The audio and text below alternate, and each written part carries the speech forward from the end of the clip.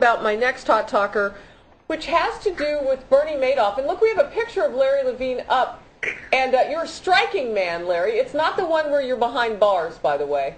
Bernie Madoff is in court right now. In fact, guys, if you want to take me out of this picture and put the shot of the courthouse outside the shot with all of the crowds of media waiting for Madoff to come out.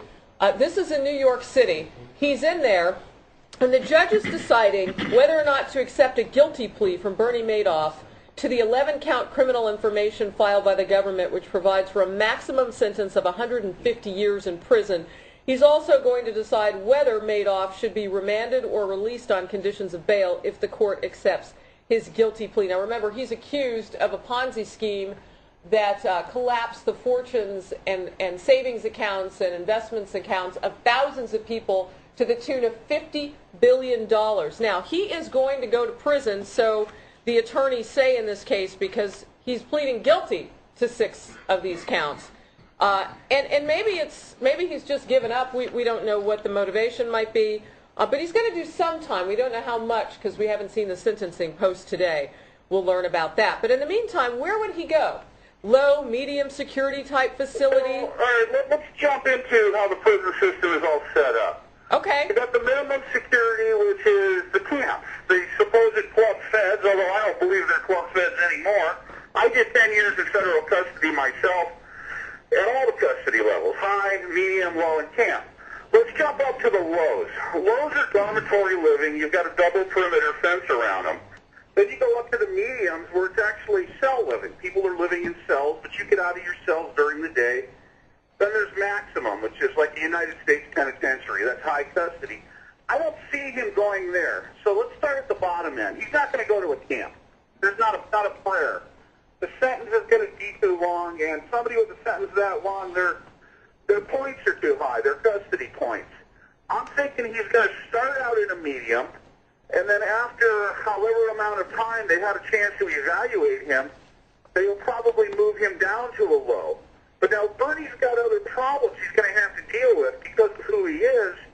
You're going to have all the correctional officers that have their money invested in pension funds and such. Yeah.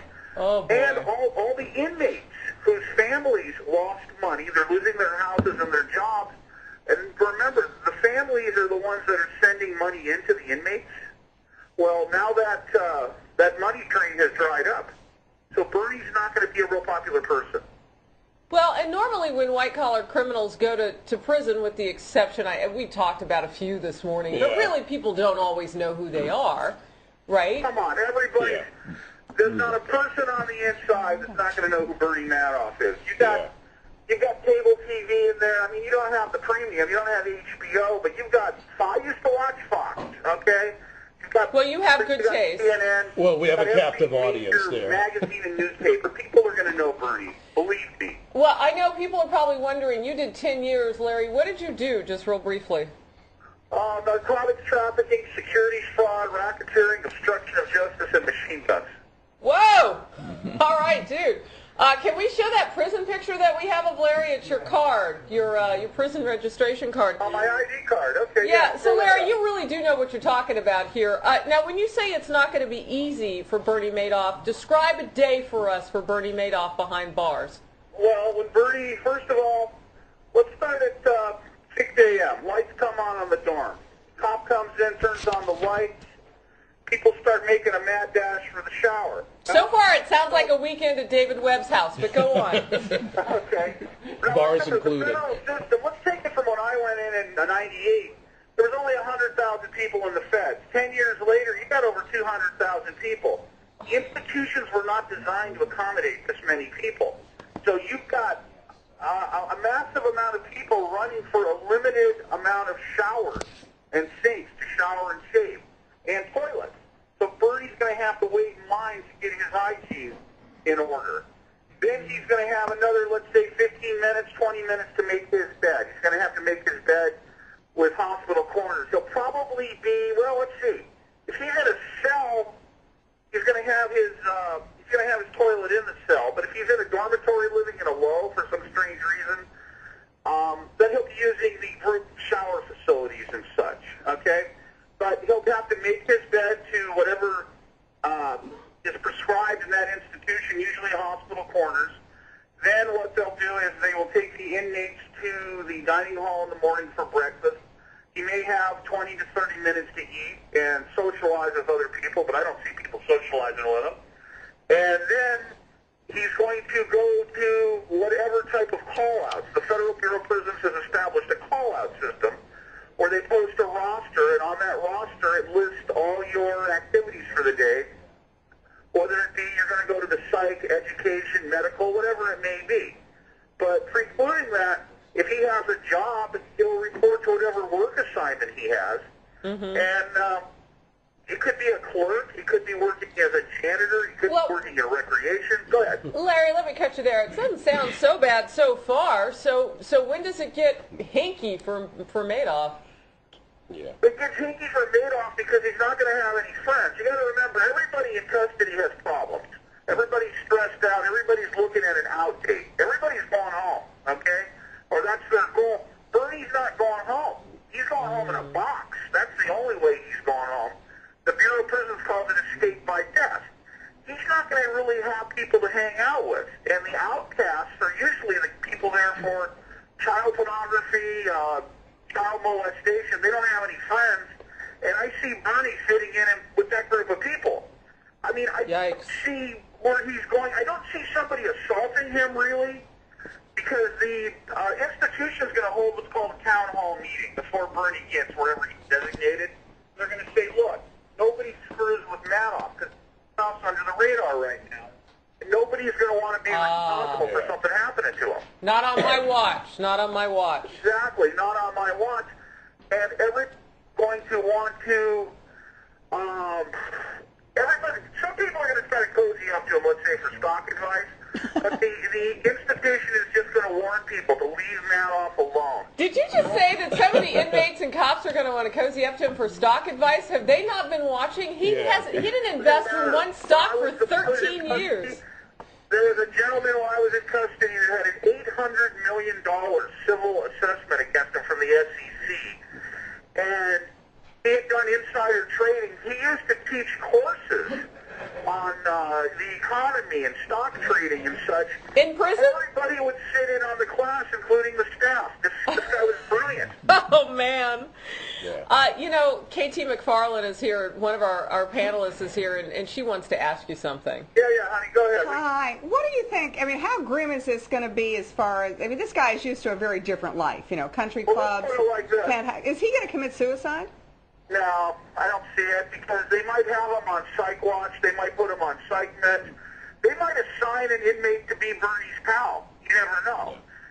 Bernie might be hanging out in the chapel. They'll be watching Bernie real heavy, okay? So even if he wanted to do something to himself, they won't let him?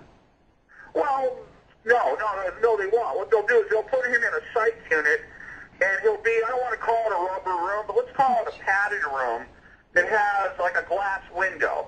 And they'll assign an inmate to suicide watch who will just sit there all day long watching Bernie Madoff through the glass, probably reading magazines. And Bernie's not going to be wearing a uniform. Bernie's going to be wearing like a paper jumpsuit to make sure he can't take, and hang himself or harm himself. A paper jumpsuit. It is going to be a transition for Bernie because there's no more penthouse. The only thing he can hope for is an upper bunk. That's a penthouse. Oh, boy, that is so basic. The most Bernie Madoff can hope for is an upper bunk.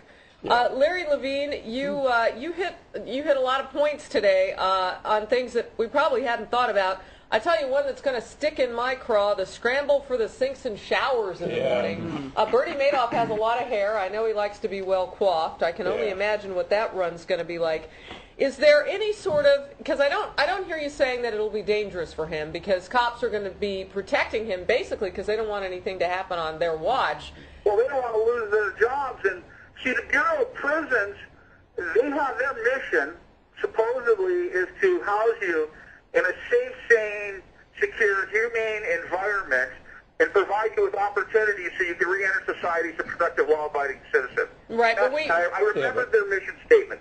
But the thing is that these cops, they can be sued civilly and personally by the Madoff family if something happens to Bernie for negligence, and nobody is going to want that. You're not talking about some crack from L.A. that got beat up. The whole world was watching Madoff. So who knows? They may stick him in isolation for a year just to figure out what to do with him. I mean, for all I know, Osama bin Laden may have a better popularity rating than Madoff. Larry Levine, you mentioned that he'll probably start off in medium security. Any sort of solitary confinement to keep him safe? Well, they call it the special housing unit, the SHU, and it's really not solitary. You're in with another inmate, and they could possibly put him there for his safety. I actually enjoyed being in there. They bring you your food, your medicine, your telephone. You know when you're going to shower. They bring you your mail. I consider solitary confinement kind of like a hotel with room service. All righty then. Larry Levine talking from the, well, not from. From experience. But from experience about living in the big house for 10 years. Larry, you now consult white-collar criminals down on Wall Street here in New York and all over the country. I bet your classes are very well attended. I would be curious to know if Madoff's people have contacted you. Actually, I was contacted by a representative of the Madoff organization, and I declined assisting him because I'm selective in who I help. I don't have a problem with people committing crime. I'd actually rather deal with a criminal because you know where they're coming from. You know you got to watch them. It's the honest people that I'm worried about because they could go either way. Look how Madoff, everybody trusted him, and boom, the guy turned. I view him like a child molester, somebody that hurt people. He ripped people off for their life savings. I mean, there's people, retirees in their 80s. I saw some dude's working now at Walmart who should have been retired. I don't need to help people like that, and I won't. Wow. Okay. Larry Levine, white-collar criminal prison consultant, phoning in this morning to the Morning Click. We appreciate you as our guest this morning. Will you be watching today? I'm sure you will.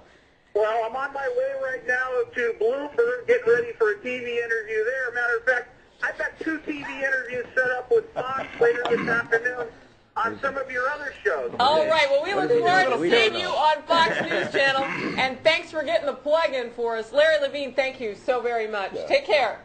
Okay. Bye-bye.